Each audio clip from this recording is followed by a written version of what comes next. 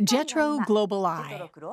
Yokohama saw the opening this month of the TICAD V, the 5th Tokyo International Conference on African Development, where leaders from African and Japanese nations gather once every 5 years.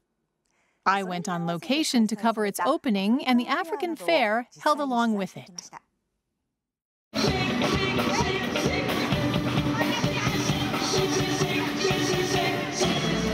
Shades of Africa colored Yokohama on that day.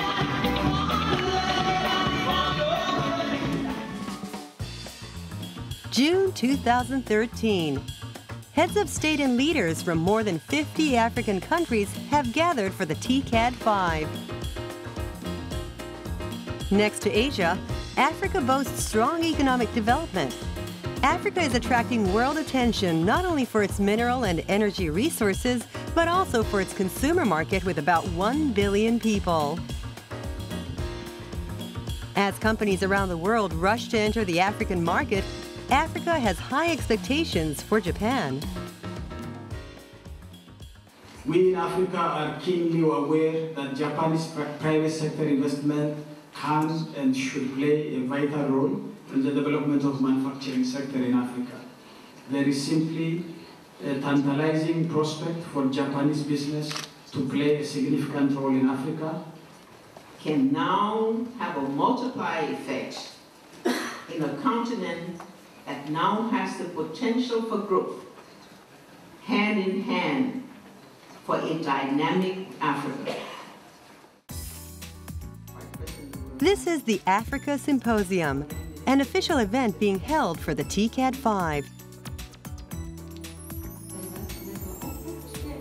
Top business leaders from Japan and Africa have gathered to exchange information on business in Africa.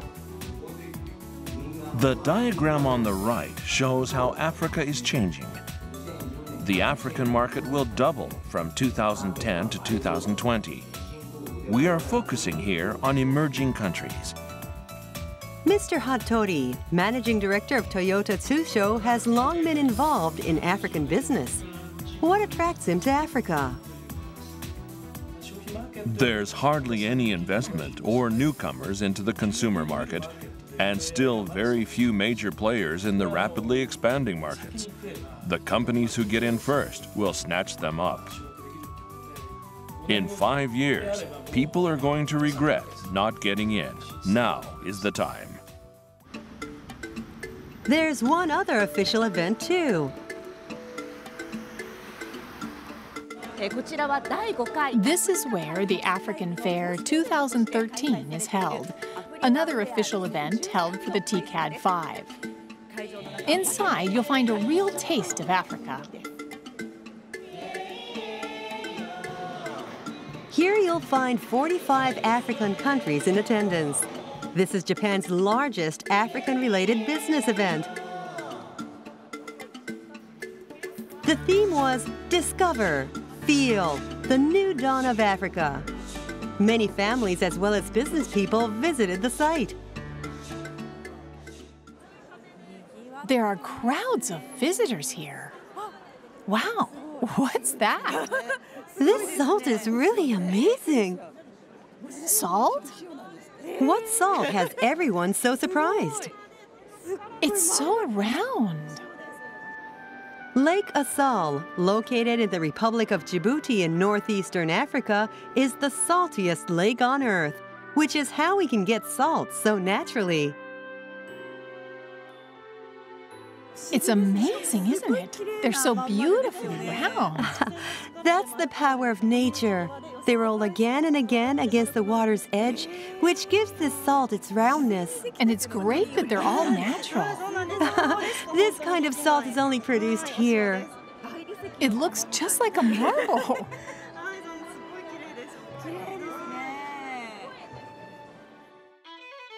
Next, our newscaster visited the Republic of Mauritius. Their main industry is sugarcane cultivation. They're exhibiting rum here. Of course, rum is made from sugarcane.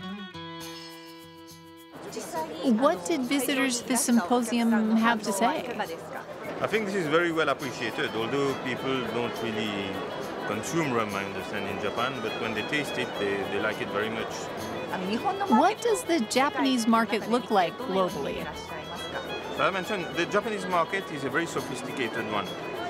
But I think we've got the products that can fit into that market, and we've also got experience and a long history in providing quality products and upmarket products, which will fit the Japanese market. Thank you. Thank you. Can I drink this?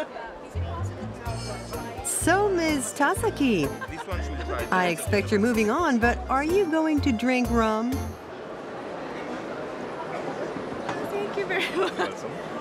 It's such a beautiful shade of amber.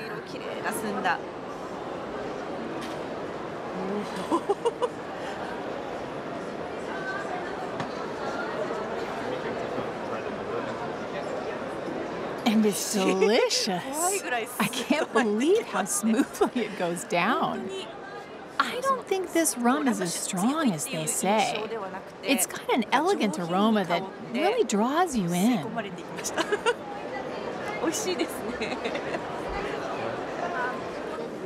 Our Gypsy newscaster moves on to her next area.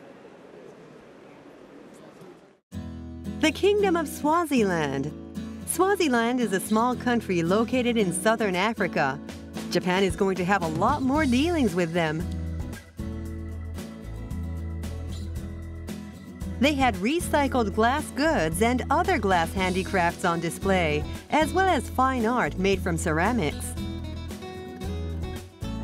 No, I think they like our products very much, and I think we have got a chance to penetrate the market so that Japanese people can go to Swaziland. We have received an interest, people who want to go to Swaziland, they want to know what we do there, our culture, and all of those things. In addition to various African booths, there were 73 Japanese companies here looking to expand business overseas. Some had exhibitions showcasing technology or products that would improve African lives. I found some bright red tomatoes on display here. But the interesting thing is, when I picked one up, there was no soil underneath. How does that happen? Well, they are grown using a special film. So they can be grown on concrete, on sand, or anywhere without soil.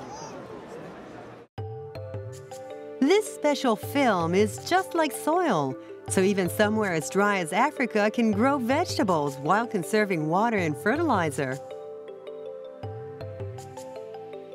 Here at Specialty Africa, we find products developed jointly with Japanese and African businesses.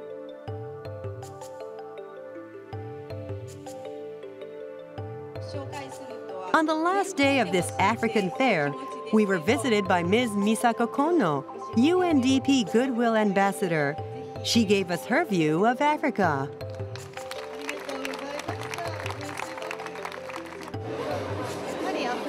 When many people hear about Africa, they think of HIV, poverty, and war. While Africa has these aspects, there's also so much good in the continent. I hope people get to meet wonderful, lively people like these through this fair.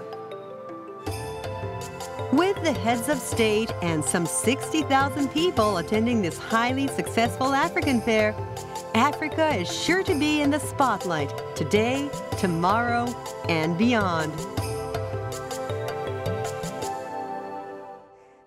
While I understood the allure of the African market after covering these events, I also deeply felt the expectations that African countries have for Japan.